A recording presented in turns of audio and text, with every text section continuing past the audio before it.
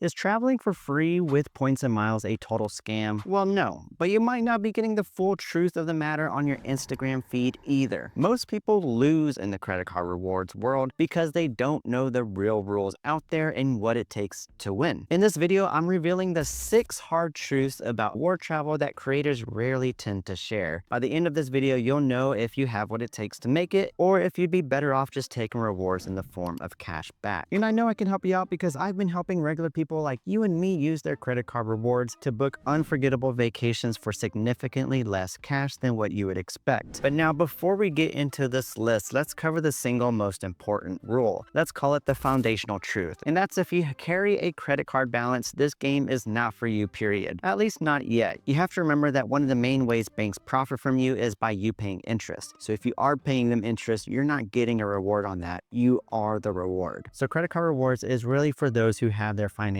house in order. And if that's you, let's go ahead and get into the first real truth of the points and miles world. The first and most important truth is that credit card rewards are not a simple trick. Think of it like learning to invest or play an instrument. You have to learn the fundamentals. And at first it seems really easy. You just spend on a credit card, earn points, and book travel. But then you discover these different layers. You will eventually have to learn about transfer partners, airline alliances, award availability, and the complex rules each bank has for approving people for their new cards.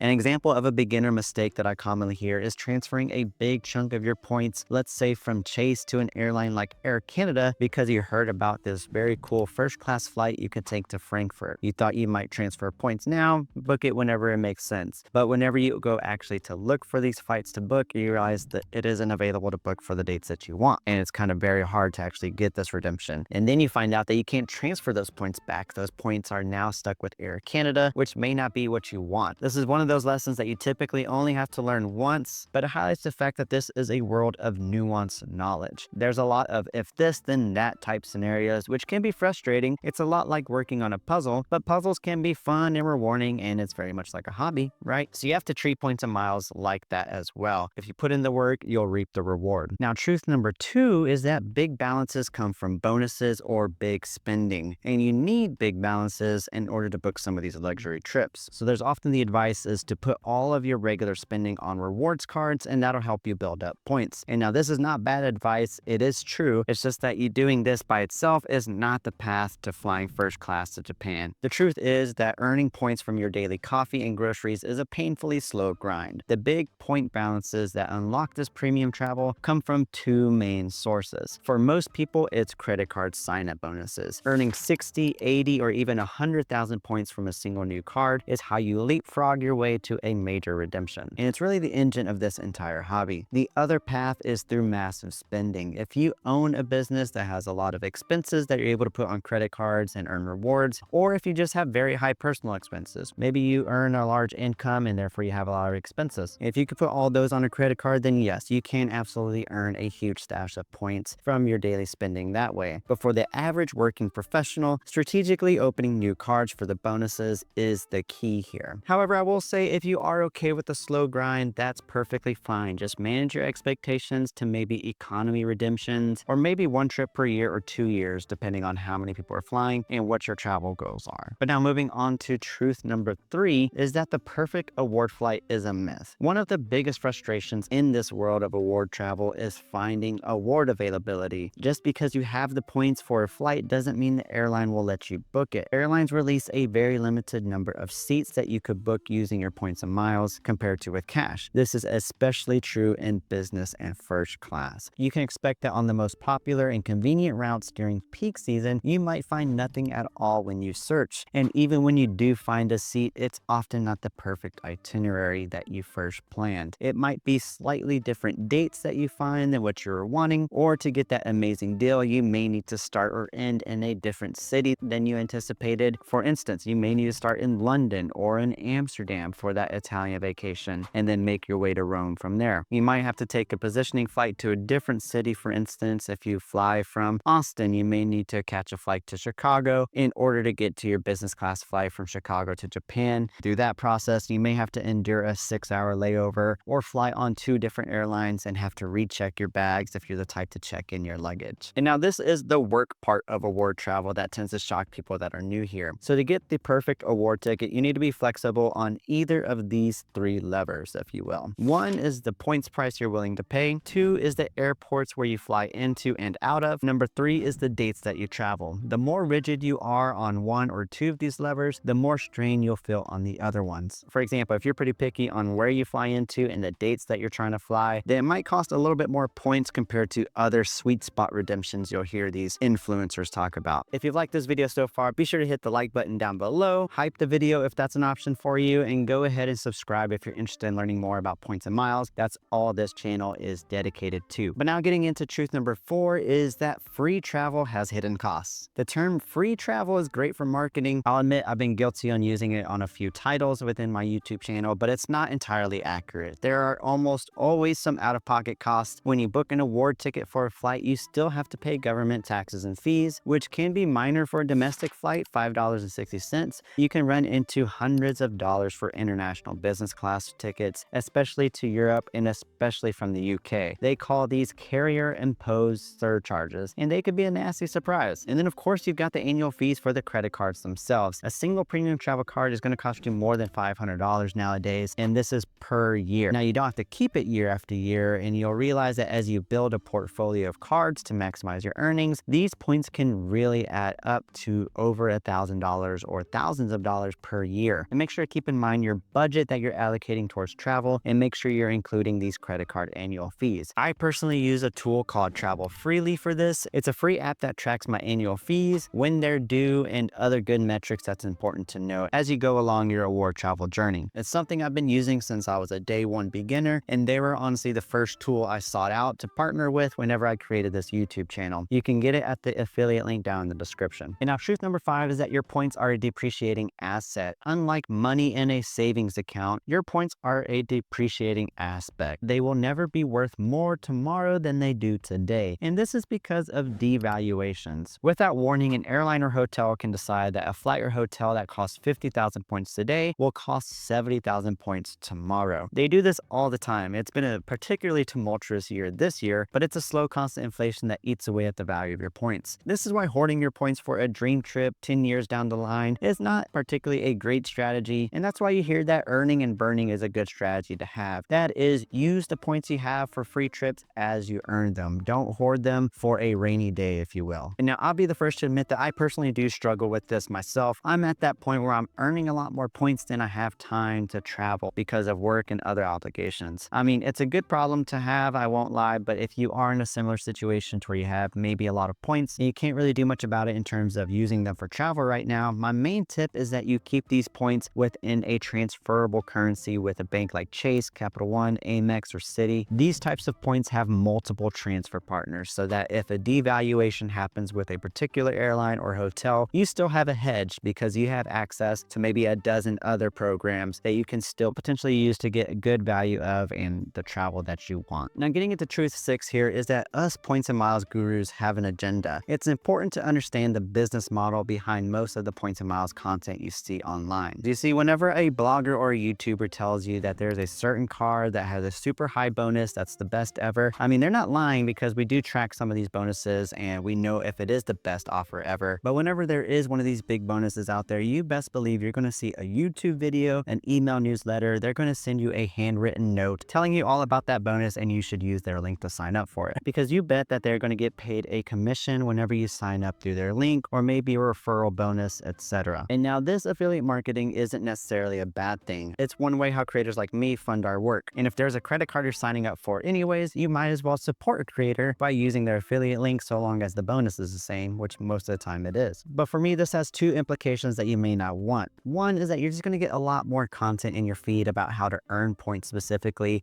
and by getting credit cards versus actually how to use your points and which points you might actually need, or just other good to know points and miles topics. The second thing is that this could lead you to what's called shiny card syndrome, to where you're just jumping from credit card offer to credit card offer without a particular strategy in mind for the type of travel that you do, or maybe for the points that might be best suited for your airport, etc. And so by the time you snap out of this shiny card syndrome, you might end up with a set of cards that's not necessarily the best for you, or a bunch of points that you don't really know exactly how to use. The best defense of this is, like I mentioned earlier, is to learn the fundamentals for yourself, so you could tell the difference between a genuinely good recommendation and a sales pitch. So with all this said, you might be wondering if this is even worth your effort? And the answer is, it depends. Of course, it's going to be worth it if you're dedicated to learning the skill and mastering it. There is value to be had here. The key to succeeding and not getting frustrated here is flexibility and going with the flow. If you're the type of person that has to fly to a specific city on a specific date and you only want the best deal all the time, no flexibility, then this might not be the world for you. But if you are, and in that case, honestly, as it is for many people, a simple cashback credit card may be the better option for you, especially if you only travel once or twice a year and the idea of learning transfer partners sounds like a headache. I say there's no shame in that 2% cashback game. However, if you are an optimizer or a planner or just someone who gets fulfillment from mastering a complex system and getting an amazing reward out of it, such as very highly discounted travel, then you're in the right place. Points and miles, you're going to love it, and you're definitely going to want to sign up for my weekly newsletter where I break down a key award travel tip as well as give you the latest points and miles news so you can stay up to date on all the frequent changes and deals. So the link to that is in the description down below. But before departing, I do want to say that there is a middle ground that a lot of people don't talk about. Many of the best travel reward systems like Chase, Capital One, and Citi, not so much American Express, they have ecosystems where cashback cards and travel cards work together. You can use a card, for instance, like the Chase Freedom Unlimited, for your everyday spending to rack up cash back, and you can do this and earn a nice lump sum. But then later on, if you decide to get, or if you also hold a Chase Sapphire Preferred or Sapphire Reserve card, you then have the option to convert that cash back into Ultimate Rewards points. That will give you the opportunity to use those points and transfer them to transfer partners, which is how you really get that maximum value. And because you still have that Chase Freedom Unlimited card, you can also just use the points as cash back as you normally would. And so that's why I always recommend using a flexible currency. So if you're brand new to points and miles and you really want to learn a little bit more of the technical aspects, I think this video would be good for you to watch next. Otherwise, YouTube thinks you'll like this video next. I'll see you in the next one. Thanks for watching.